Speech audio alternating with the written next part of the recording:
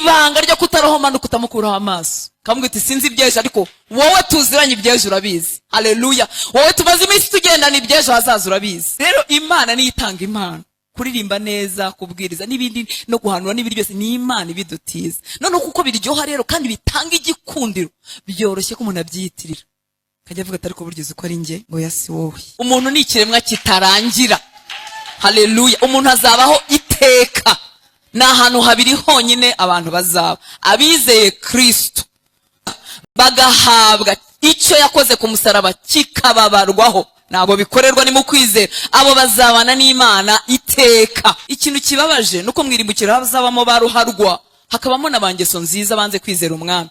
Nta gukiranuka wabona guhagije wamurika imbere y'Imana, ariko kwa Yesu kwabonetse guhagije. Ni nayo mpamvu uburiganya n'ibirangaza umwanzi abigize byinshi cyane, kugira ngo tube twarakishwa ariko tube tunarangaye, tumeze nk'abantu bazatura ku isi. Iwacu ni mu ijuru. None umuntu agashaka kwibiba muri Kristo nawe bitunga kandi adashaka uwo Yesu. Yesu ni umwami, iyo aje azana n'ubwami bwe, iyo adahari kandi ajyana n'ubwami bwe. Nuko uyu mucyo uvugwa ahangaha si umucyo wanjye, si umucyo wawe, ntabwo ukomoka muri wowe.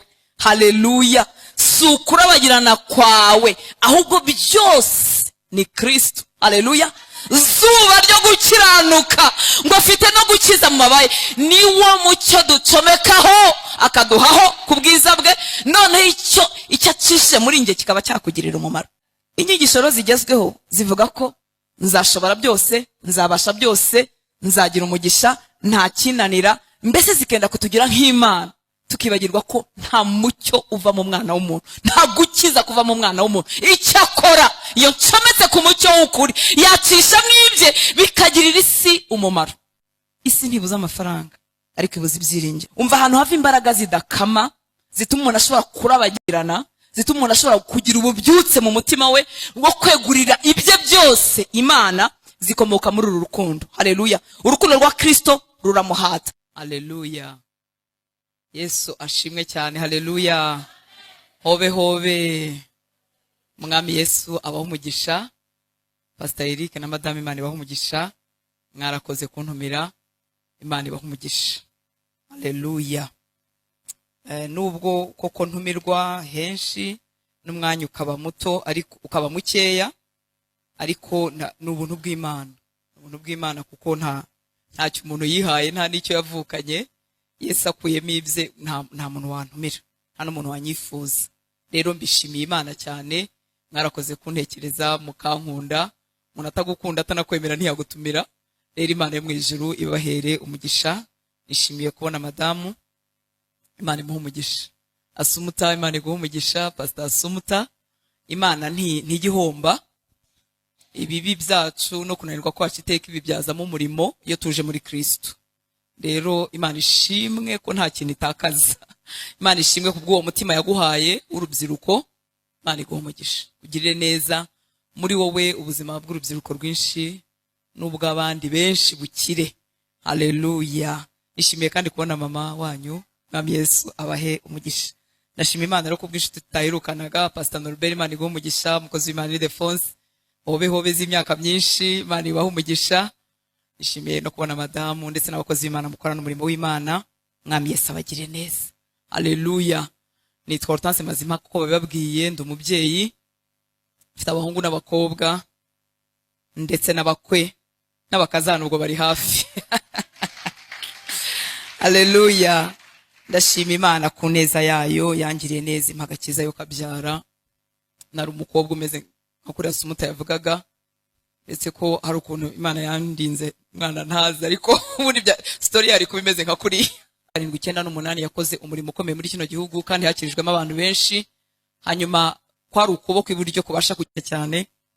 Hanyuma ibintu by'urusengero mva nta hantu mu by'ukuri nari guhurira nabyo. Nari ndimo kubyina intsinzi, nari umukobwa mwiza w'inkumi rwose, ndimo mbyina intsinzi ndi kure ya Yesu kuri. Hanyuma uwo muryango mujye mukunda gutumira abera kandi mutange n'ubutunzi bwanyu mu nzu y'Imana. Uwo muryango wakoreshaga ibimeze nk'ibitaramo, babikoraga muri hoteli.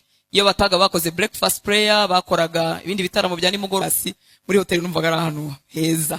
Yari hoteli Milcoline y'ubu, icyo gihe yari nziza cyane, zirazo zini shyashya zari zitaraza. Hanyuma njyayo, haleluya. Hanyuma ngumayo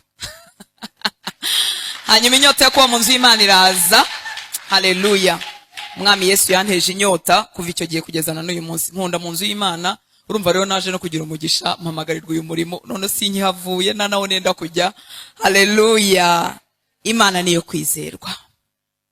Mucana mu mataba nk'uko batu kugira ngo abera kandi bakomezwe, nicyo bibereyeho. Ariko namaze imyaka ntashaka kwitwa iryo zina kandi nkora uyu murimo, ariko ntashaka kuryitwa. Byanteye no kumara imyaka nshumbye itorero ntasengewe kuko nari narabyanze, ariko uyu munsi ndiwe kandi ndabinezerewe haleluya. No murimo mwiza. Namaze kandi imyaka aho nagiraga ingendo zo hanze, kwa kundi wuzuza nk'ikintu cy'ukora ngahita nandikaho business woman kuko numvaga ari byo byiyubashye. Ariko uyu munsi nandikaho preacher, haba ari mu Barabu haba ari hehe, ndabivuga ko ndi umubwiriza w'ijambo ry'Imana. Kubera iki? Suko birimo amafaranga menshi, uretse ko n'Imana yacu itayabuze, ariko nuko byimura abantu aho bazaba muri eternity, aho bazaba mu bihe by'iteka, bikabajyana ahandi, bagakurwa mu bwami bw'umwijima, bagakurwa mu irimbukiro, haleluya, bakazabana n'Imana. Nta murimo ufite icyubahiro nko guhuza abantu na Yesu.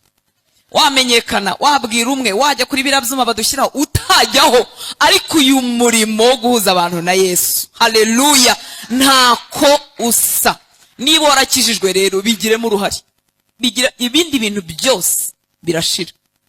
Aya mazu ntazaba kiriho nkuko mu myaka yashize atarariho, amamodoka ntazagumaho, ibintu byo amadiplome ashake bari za PhD, hari igihe byose bitazagira umumaro. Ariko ubugingo bw'umuntu, aho umwuka w'umuntu uzaba, umuntu ni ikiremwa kitarangira, haleluya. Umuntu azabaho iteka.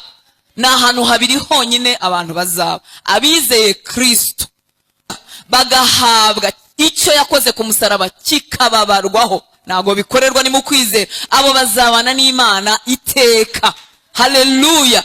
Abataramwizeye nubwo bagira imirimo myiza, nubwo bagira ingeso nziza, bazaba mwirimbukiro. Ikintu kibabaje nuko mwirimbukiro hazabamo baruharwa, hakabamo n'abangeso nziza banze kwizera umwami. Nta gukiranuka wabona guhagije wamurika imbere y'Imana, ariko kwa Yesu kwabonetse guhagije, haleluya. Mureke rero tugire uruhare muri ibyo bintu byimura abantu aho bazaba. Murimo w'Imana urasuzuguritse kubw'impamvu nyinshi, kubw'iziduturukaho ku giti cyacu, kuko turi abantu kandi tugira intege nkeya kandi ari ibisanzwe. Urasuzuguritse kuko Satani adashobora kuwukomera amashyi, azawurwanya yivuye inyuma. Ntabura abakozi, ubu na hano ntimwababura, ahantu hose baba bahari batuma icyo umwami Imana agomba gukora kidasohozwa cyangwa se kisa nk'igikererewe. Ariko bera nshuti z'Imana bari muri Kristo Yesu, Paulo yabwiye Timoteyo, aramubwira ngo ibyo wanyumvanye imbere y'abahamya benshi uzabibwira abandi bagabo bo kwizerwa, bazashobora kubibwira abandi. Ubu bwami bugizwe n'uruhererekane. Uko duhagarariye umwami uyu munsi nibyo tuzahereza generasiyo ikurikiraho. Rero twese bari muri Kristo Yesu turasabwa kubigiramo uruhare.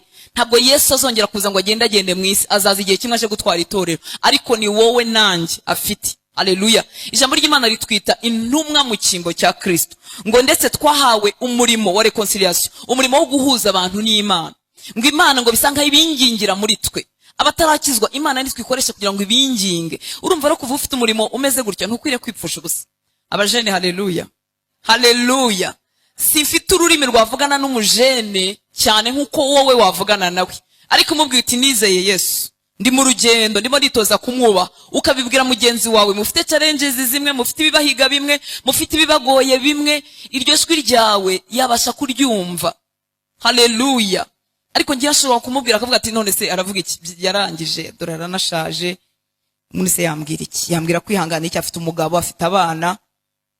Hanyuma ururimi ntiruhure. Ndabinginze inshuti z'Imana, dufite umurimo wo guhagararira Yesu, mureke tuwukore dusiganwa, buri muntu mu nguni ye, buri muntu mu mwanya we, buri muntu mu cyiciro cye, tuwukore dusiganwa. Mu gihe cy'isezerano rishya ntabwo Imana yigeze yifuza ko haba umutambyi umwe cyangwa se nk'uko igihe cya Mose cyari kimeze, aho umuntu umwe avugana n'Imana abandi bose bakaza guca muri Mose ngo bahure n'Imana. No.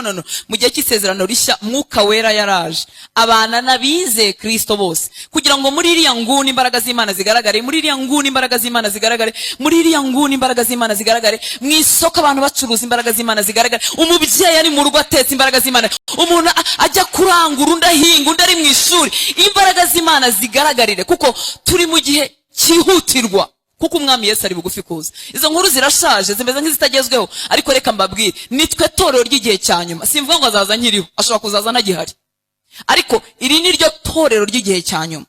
Haleluya.